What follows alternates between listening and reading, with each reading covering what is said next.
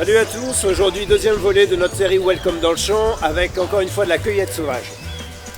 Si je vous dis Crategus monogyna, est-ce que ça vous dit quelque chose? Peut-être pas forcément, c'est en fait notre belle aubépine. Alors je vais pas dire la douce aubépine parce qu'elle a des sacrés piquants, mais en tout cas la belle aubépine. Celle qu'on a aujourd'hui a encore des boutons, les fleurs viennent d'à peine éclore. Elle est à point pour la récolte, c'est là où elle va être chargée le plus en principe actif.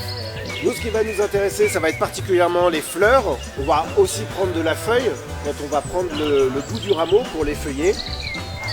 Et ce qui est intéressant dans l'action de l'aubépine, c'est qu'elle va avoir une action sur l'activité cardiaque, c'est-à-dire qu'elle va réguler les battements cardiaques et par-delà la tension. Donc quelqu'un qui est en hypo ou en hypertension va pouvoir prendre de l'aubépine afin de réguler les battements cardiaques. On a commencé la cueillette il y a la semaine dernière et je pense qu'on va la poursuivre encore 2 semaines. Ça va dépendre un peu des stades d'avancement des différents arbustes d'aubépine qu'on va trouver. Bon, et bien alors nous voilà dans le séchoir à Saint-Guénaël où on va faire sécher toutes nos plantes.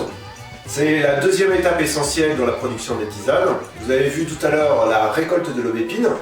Et maintenant, donc, on voulait vous montrer ce que devient l'aubépine une fois qu'elle est mise dans le séchoir. L'aubépine que vous voyez là est déjà un petit peu sèche. On l'a mis il y a 5 jours de ça. Donc au toucher, et on entend aussi qu'elle a commencé à être bien sèche. Là, elle va rester encore 2 jours. Et puis ensuite, donc, on va l'enlever du séchoir.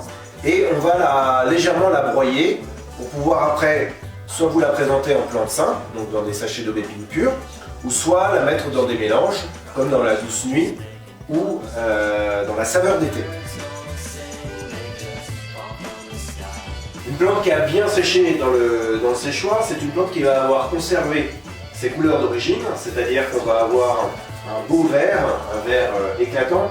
Et puis également, on va avoir les fleurs qui vont être encore bien blanches et il n'y aura pas de couleur altérée par les couleurs brunes ou noires. Voilà ce qu'on voulait vous montrer pour la partie séchoir. Et donc je vous dis à bientôt pour d'autres plantes à découvrir. Merci, au revoir.